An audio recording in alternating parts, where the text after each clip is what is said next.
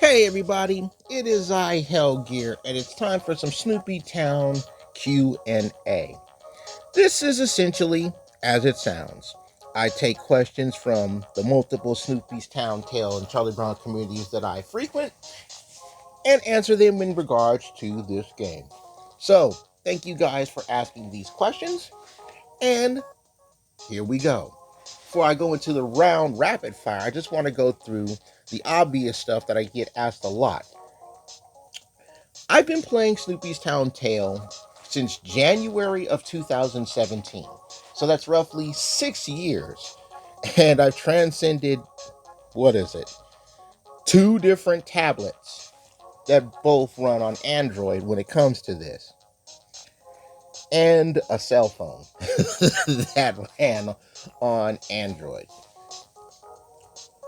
So playing it on tablet is my recommendation to those of you who do want to play this, so you're not eating up all of your cell phone data every month.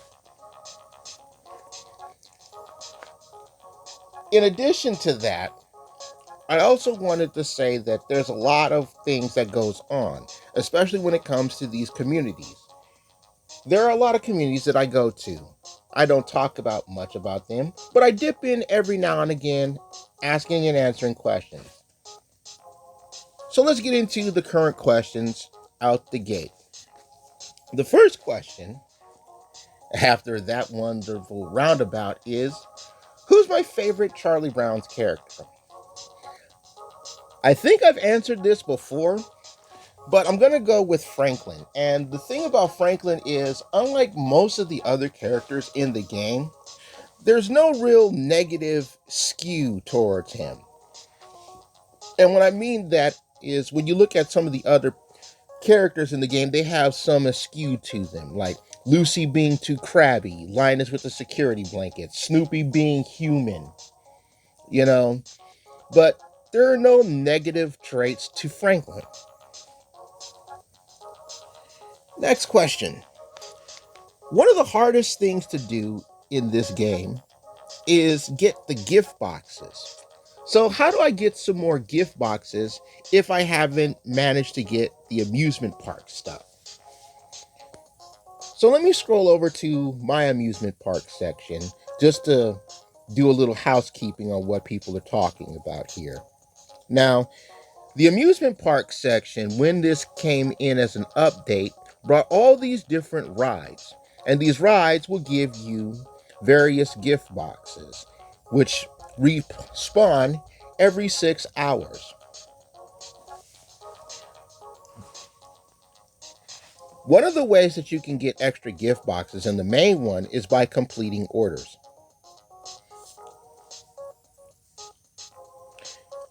You may not always, I gotta free up some space. You may not always get as many of the gift boxes as you might want, but it is one very nice way of getting them. Yeah, let me clear up some of that. And the Safari Pack is still in its final thing. There's a question that has come up, and I will talk about that momentarily, but not quite yet.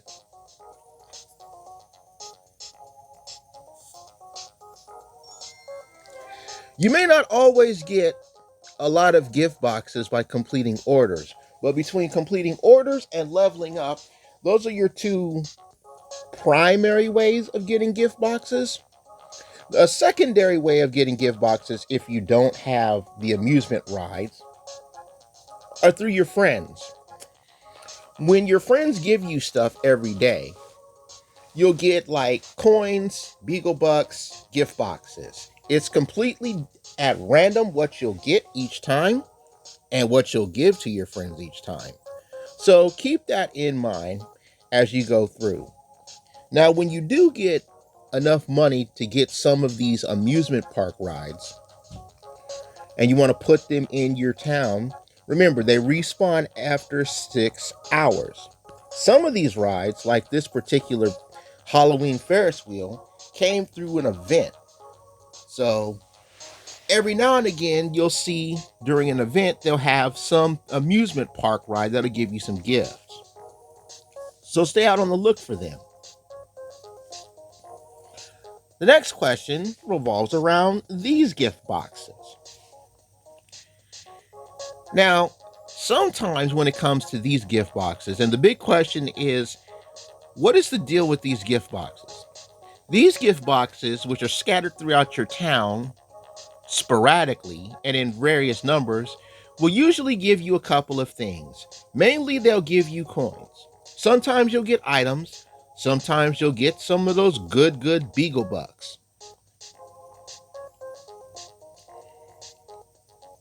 The number of these that you get determines on how you go through things. Now, because it just popped up, one of the biggest questions was revolving around the Safari Pack. So I'm going to talk about this right now because this was a question that was asked. Now, Lila in her safari costume with this Jeep, as someone pointed out, gets you a thermos in 6 hours.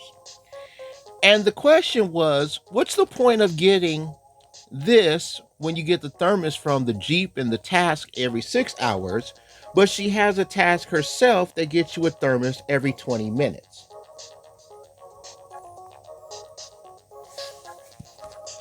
Let me go scroll over to Lila and give you guys a proper answer to this question, because some of these answers are best shown to you instead of just spoken out the gate.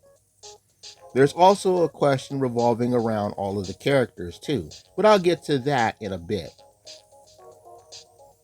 Let me just scroll over to Lila.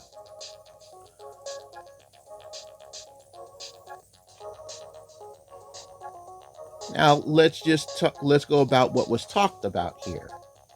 I didn't get this pack yet. I didn't even get the barista outfit for her. So, this is what I was talking about. She gets you a thermos in 20 minutes. But if you use the Safari Pack, it's an action where she gets you a thermos in what they've said was 6 hours time. So why do the task that's for 6 hours when you can do the one for 20 minutes? Here's the thing. When you get these packs that give your character a particular outfit, you're mainly getting the outfit and whatever decor for your town. You know, sometimes you will get a task revolving around a piece of decor where you might do something that's a little bit easier. Like the barista outfit where you get a basket, which is probably for another 6 hours. Now, there are other characters who will get you a basket for less time. You know, it is your player brain to figure out who does things easier for you. Because sometimes you may get a character that can get things lickety split, but it's not as convenient. We're just going to let the camera follow Lila around here.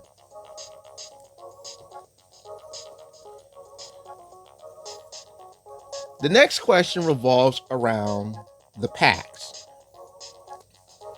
Why are there so many packs? This is because of player preference. The players have wanted more of these various packs, especially because when it comes to events, all of these other packs have different outfits that you can acquire for said characters. Now, I personally am...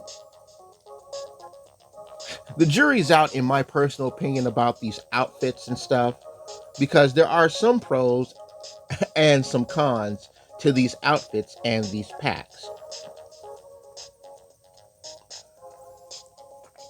Character-wise, I've already scrolled through characters, but I'm going to do this one more time, because this is one of those more interesting questions that a lot of the new players ask.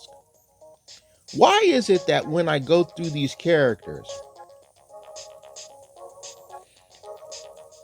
there are characters who are faded out? Well, here's the thing about that. Characters that are faded out can no longer be acquired through the game. The reason for this is because the development team has lost the rights to reissue these characters again. Well, why don't they just go reissue the characters again? Well, it's not that simple. You know, if this were to happen, the guys at Pixar would probably need to talk to either Jeannie Schultz, the man's wife, Bill Mendez, who mainly has a lot more of the exclusive rights and why Charlie Brown is no longer on regular TV, but on Apple TV, or both. Now, personally, if anybody at Pixar wants to go set up an appointment with Jeannie Schultz at the Schultz Museum down in Santa Barbara to talk about getting some of these characters back, I'm all for that. That's a given. Now, of course, it is sad that some of these characters you just won't be able to acquire anymore.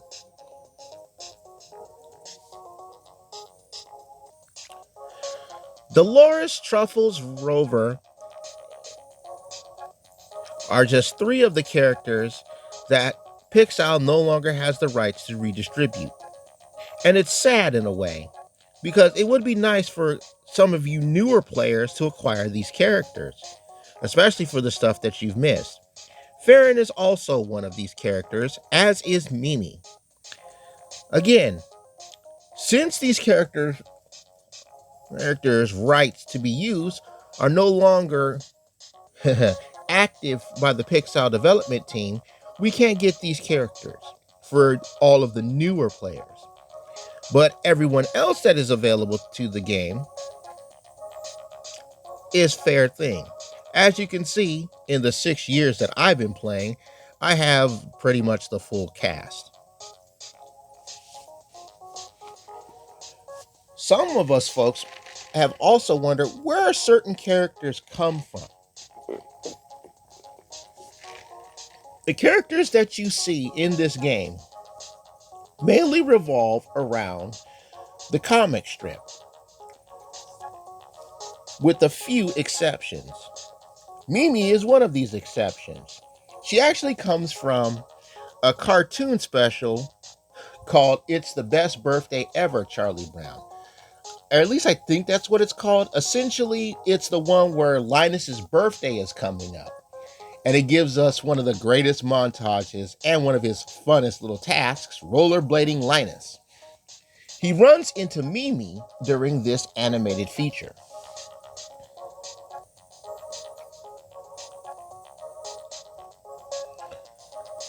You know, another prime example is Dolores.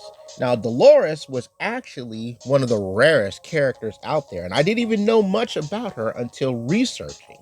Apparently, an old educational video came out with Charlie Brown and crew about what they wanted to be when they grew up. And that is where Dolores comes from. She has only appeared in this media. And unless somebody else has caught her in the Charlie Brown show on the Apple TV, I don't think she's appeared anywhere else. Now, characters like Tebow and Jose Peterson, they have showed up in the Apple TV show of the cartoon. But just about everybody else is either from an animated special or the comic strip themselves when it comes to the cast. The next question is this: how do I get more space in my backpack? First and foremost, you should never buy space. All right? Let me say that one more time. Never buy backpack space.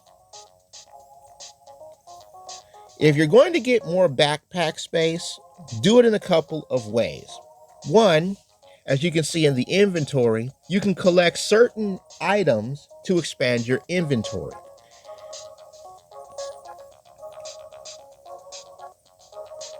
Some offers will also give you backpack space.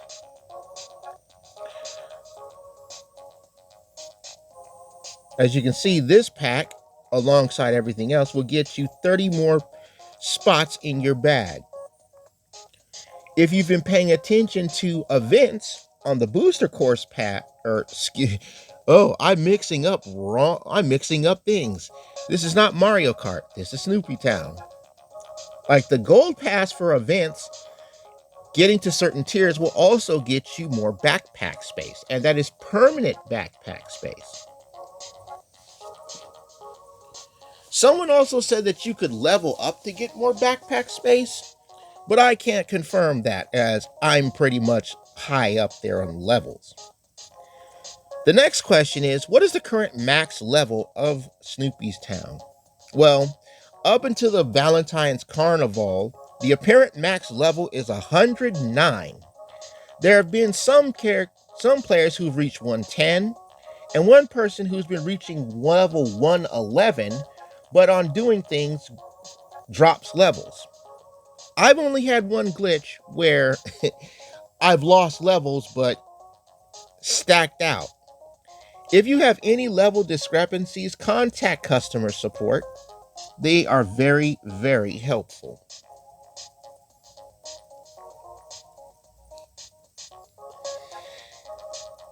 Now, another big question is, when I have all of the chapters done, what necessarily is left to do in your town? This is a very good question. And my way of answering this question is try to find various spaces in your town and create themes for them. I've mentioned this a lot. Like this area right here, this long strip with Valentine themed stuff that I call Lover's Lane. This is just one of the ways that I work things out. Like most of the Valentine stuff that I get, I like to expand on Lover's Lane. And I got this Halloween area that I have to restructure. It's March, so St. Patty's Day is coming up. So I have this little area that I call my Emerald Island. I may have to expand on more of this, and there are some things that I need to add to this that I would like to add, but time will tell, especially if we get another St. Patty's event within the coming days. It is March after all. Having the ability to think about what you want to do when it comes to placing things in your town can help you out. If you want to figure it out, like you want to do themes here, themes there, great. Hollow Christmas area, movie studio. Sometimes events will help you with an idea on a certain spot that you want to make for your town. And on that note, we have to talk about the land issue. A lot of folks have mentioned this too many times when it comes to Snoopy Town, and land will still be one of the biggest issues of the Pixar development team. And the biggest gripe is, why does it take so long to open up land? Well, it wasn't always like this. Originally, it cost a lot of real life money for that. But as a way to offset things and fix the economy, which the development team needed to do, they have set up new areas of land that will cost either 1,000 Beagle Bucks or 1 million coins. Like these areas over here. They'll either pay 1,000 Beagle Bucks or 1 million coins. And that's for all future pieces of land expansion that happen in the game. Now, all the stuff that happened before that didn't cost as much, that has managed to stay. And thank goodness for that. Next question. How long do you think Snoopy's Town Tale will last? This game is going to last as long as players enjoy it and continue to support the game. Next question. If there was an event that was a one-off event that you would like to see brought back, which event or events would that be? Ooh, that's a rough one. I would say the safari event because that's how we got Dolores, but they gave us this little mini safari thing here. But if we're talking about like bringing them back for mainstream events, there are a couple. Like the Wild Wild West event, that was actually pretty cool. I didn't get to do as much customizing as I wanted to. Paleontology camp was a nice alternative to summer camp. That was a fun one to do.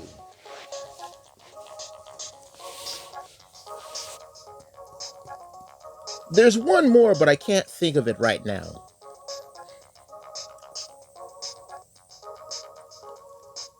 Next question. If you could create an event for this game, what would it be about? Now, if it were up to me, I would probably make an event based off of the most recent book that came out called Scotland Bound Charlie Brown. And that's where Charlie Brown and company go to air Scotland. I don't know too much about the book. I didn't get the book when it dropped. You'll have to check out the Schultz Museum for more info on that one.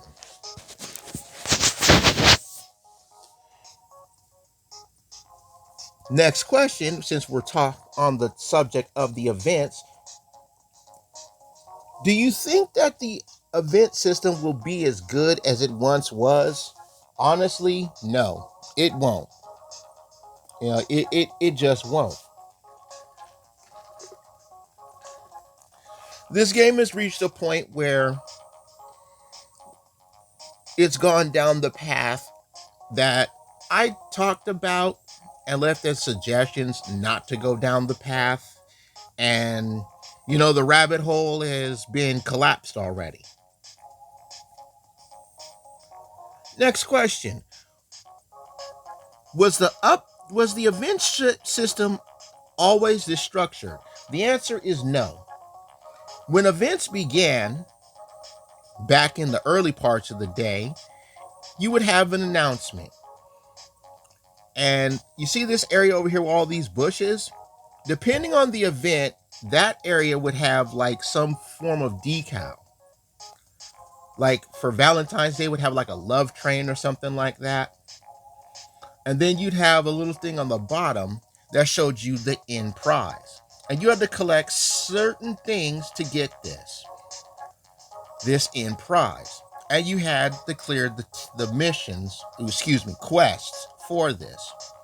The event structure that they use now is based off of the event structure that was used for one of Pixar's sister games, Addams Family Mystery Mansion. They're using that tier structure not just for this game, but also for her Oasis, if that game ever gets updated. But I'll let somebody else who I know covers that better to answer that one than myself.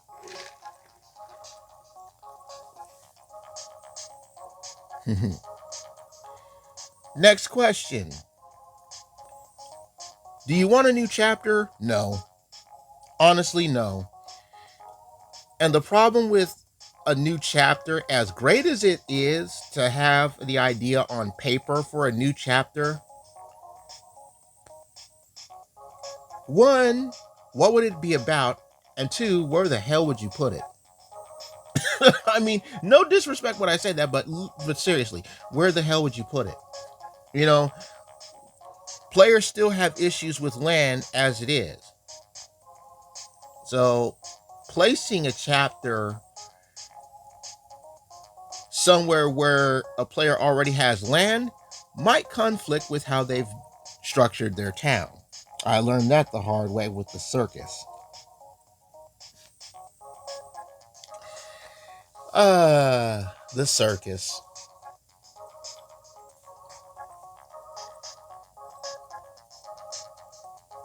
Final question. When do you stop playing this? You can stop playing this whenever you want. I haven't ridden my I haven't decided to ride my town off into the sunset yet. And when I ride my town off into the sunset, it will be set up exactly how I want it. This area here, this area there, this area there. Extra question. When it comes to event effects that have happened to this game, what event effect would you like to see, if not come back?